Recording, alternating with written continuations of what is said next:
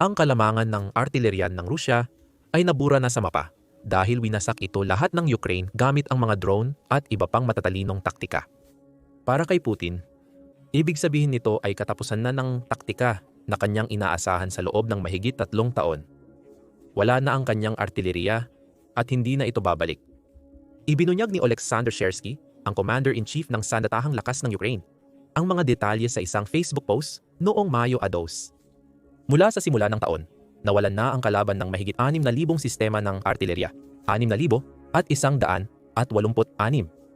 Sa loob lamang ng 1 taon at 4.5 buwan, tinamaan na ng puwersang depensa ng Ukraine ang mahigit 19,000 sistema ng artillerya. Sa mga mananakop, 19,236. Ayon sa CSG, malaki yon. At hindi lang yon. Sinasaklaw lang ng CSG ang mga nawalang artillerya ng Russia simula 2024 pataas. Kung palalawakin natin ang saklaw sa buong tagal ng digmaan sa Ukraine, mas mataas pa ang mga nawalang iyon. Ayon sa Ministry ng Pananalapi ng Ukraine, nakasira na ang Ukraine ng 29,600 at 17 artillerya hanggang Hunyo 26, kung saan 48 sa mga sistemang iyon ay nasira noong Hunyo 26 lang. Ang mabilisang pagkwenta ay nagsasabi sa atin na 3 taon nang tumatagal ang digmaan sa Ukraine at 122 araw.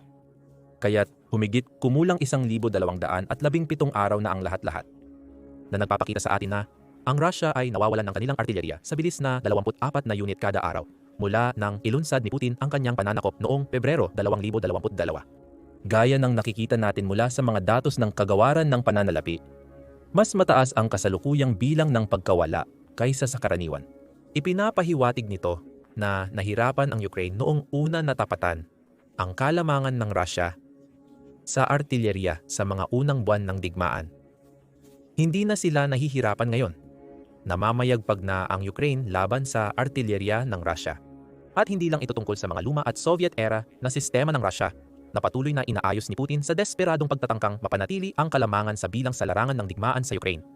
Matindi ring tinatamaan ng Ukraine ang mga pinakamakabagong unit ng artillerya ng Russia na nagpapakita sa atin na wala ni isa sa mga malalakas na sandata ni Putin ang ligtas mula sa kanyang kalaban.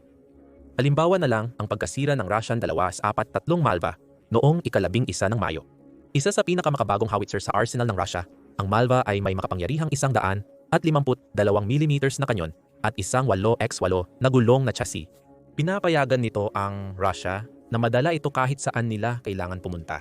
Itinuro ng Army Recognition na ang napakalaking kanyon na ito ay ginawa noong panahon ng digmaan sa Ukraine at ang unang batch ay opisyal na naihatid sa militar ng Russia noong Oktubre 2023.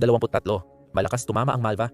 Kaya nitong magpaputok ng iba't ibang uri ng bala, kabilang ang high explosive rounds, precision-guided rockets, jamming rounds, at cluster munitions. Ginagawa nitong moderno at maraming gamit ang armas.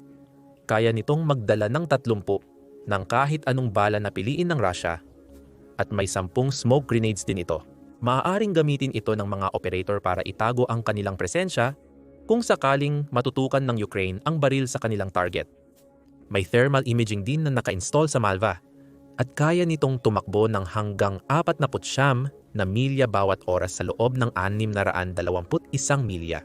Pagdating sa artillerya ng Russia, ang Malva ay isa sa pinakamagaling ng Russia at nagawa pa rin itong pabagsakin ng Ukraine. Noong ika-10 ng Mayo, nagawang matunton ng mga drone operator mula sa ika-413 hiwa-hiwalay na batalyon ng walang tauhang sistema ng Ukraine ang isang Malva sa isang masukal na lugar sa kanilang teritoryo.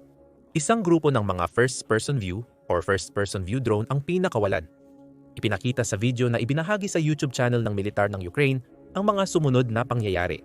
Nagsisimula ang video sa isang kuhan ng Malva na nagtatago sa kagubatan. Ang video, na tila kuhan ng isang Ukrainian reconnaissance drone, ay nagpapakita na ang sandata ay tinakpan lamang ng bahagyang camouflage. Pagkatapos, lumipat ang video sa perspektibo ng isang first-person view drone habang papalapit ito sa likuran ng Malva.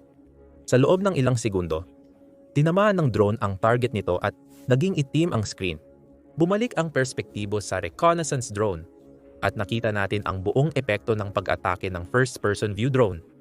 Isang malakas na pagsabog, isang Malva ang nawasak sa bukid. Heto kung bakit mahalaga ang partikular na pag-atake sa isang piraso ng artilyeryang Ruso.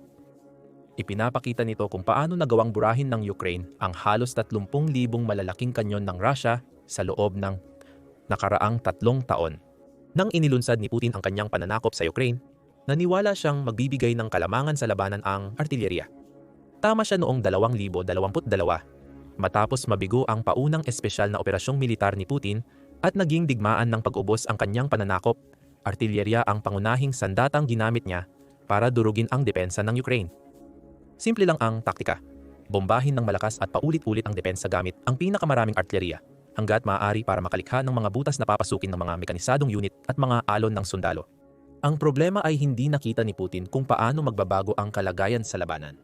Habang abala si Putin sa pambobomba sa Ukraine gamit ang kanyang artilyerya, ang Ukraine naman ay nag-i-innovate, gumagawa ng mga bagong paraan para tapatan ang kalamangan ng artilyerya ng Russia. At dito pumapasok ang pag-atake ng Malva.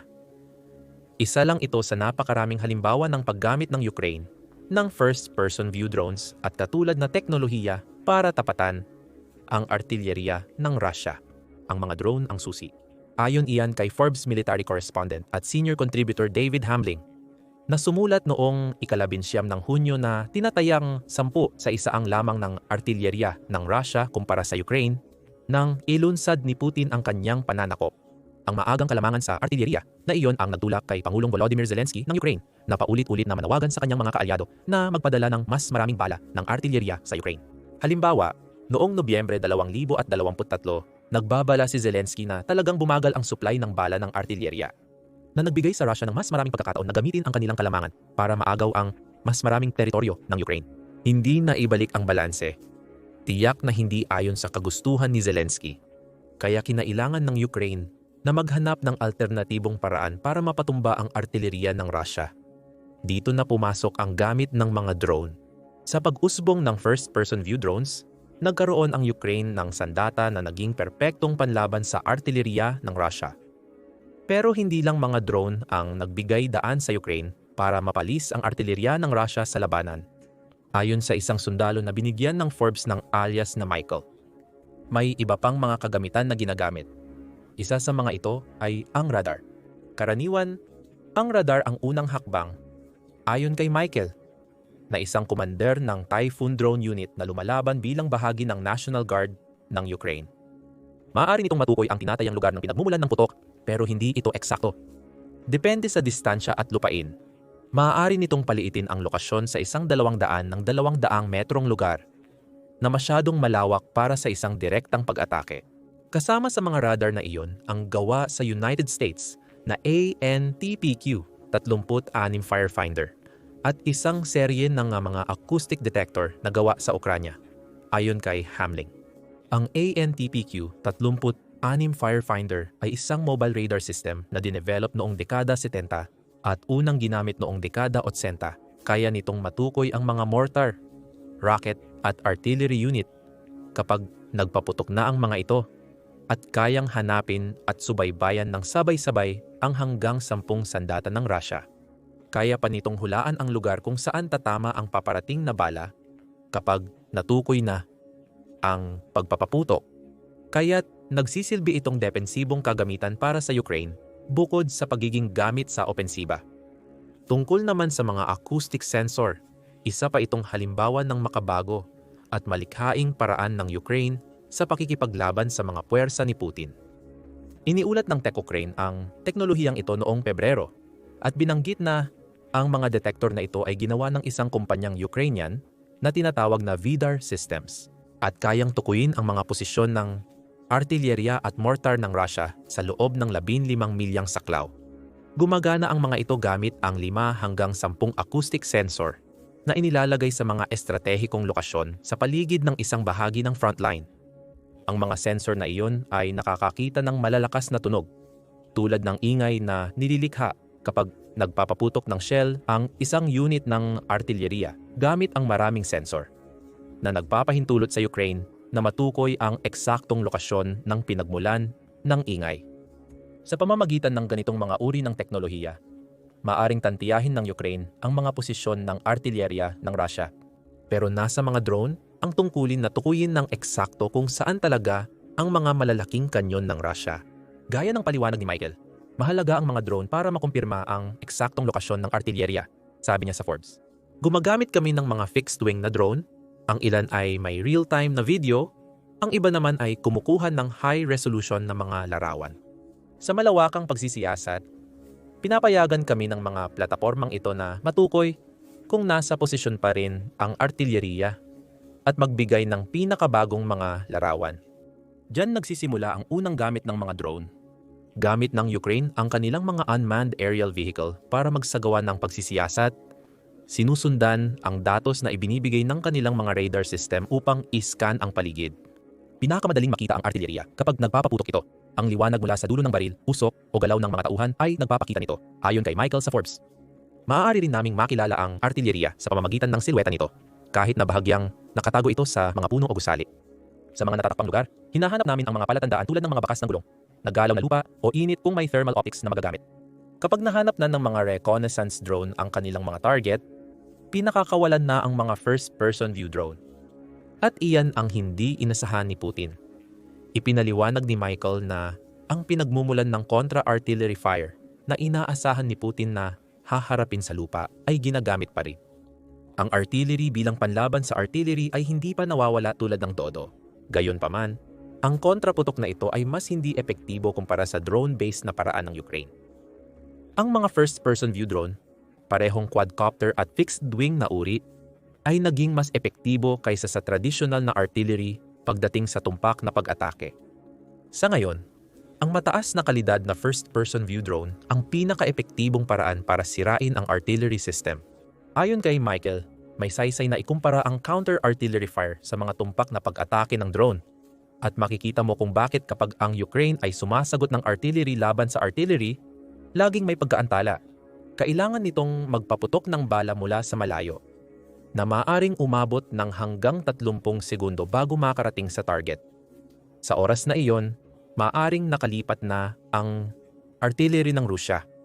Ang mga track na halimaw tulad ng Malva na nabanggit natin kanina ay kayang magpaputok ng ilang bala at pagkatapos ay mabilis na umalis.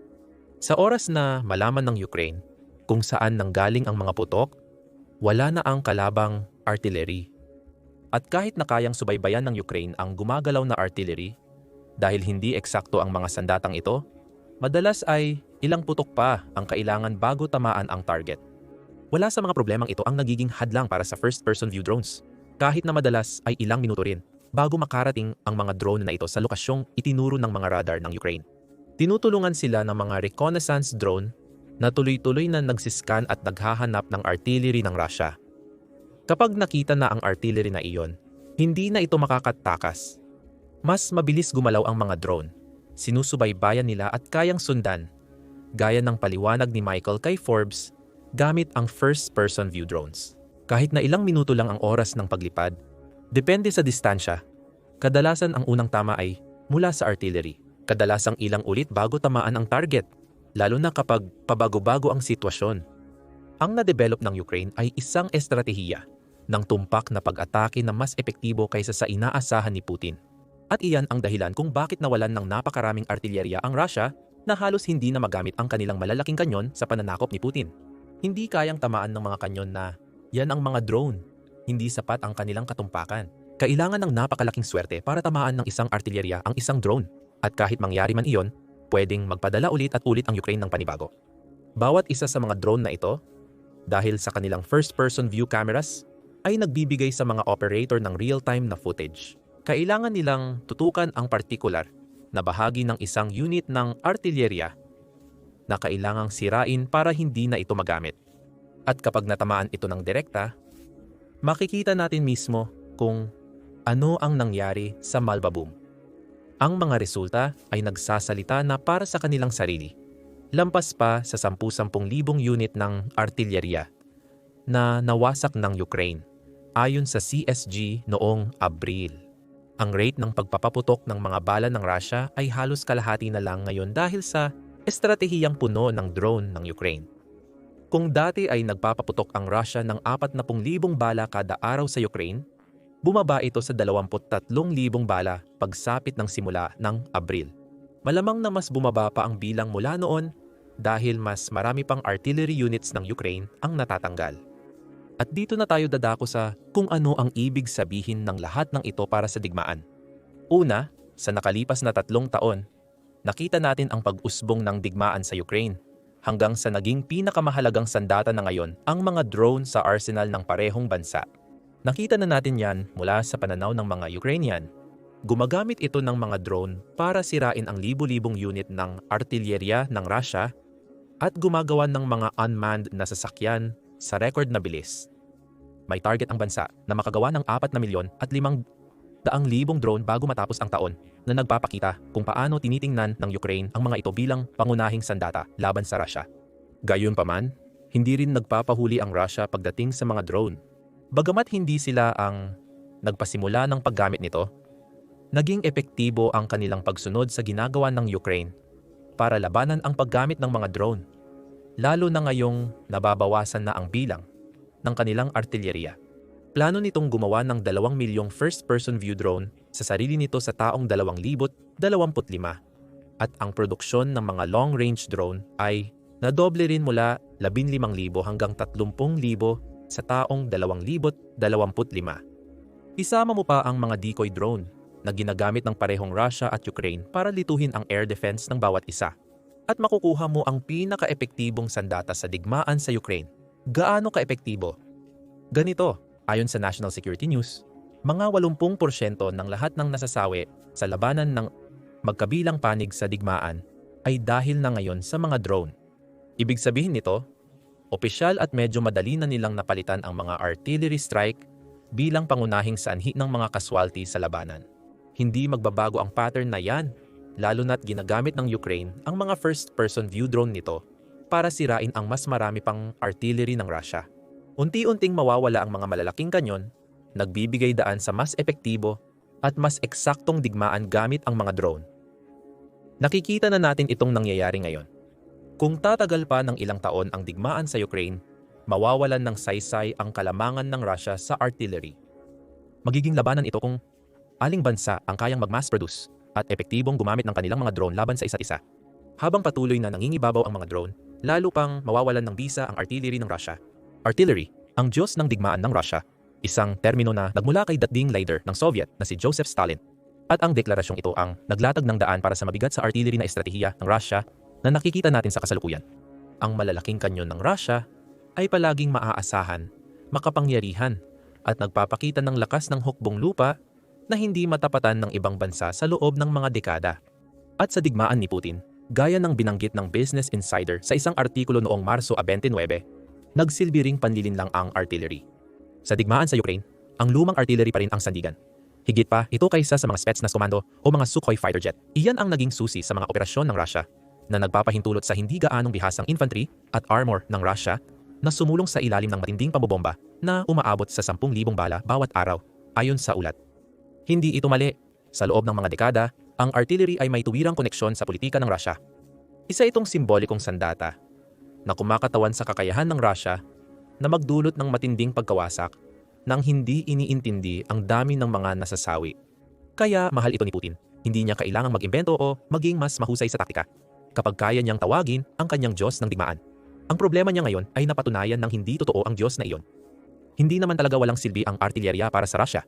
Kahit na winawasak ng Ukraine ang mga imbakan ng bansa, ginagamit pa rin ito ng todo hanggat kaya ni Putin. Gayunpaman, napilitan ng Russia na magbago.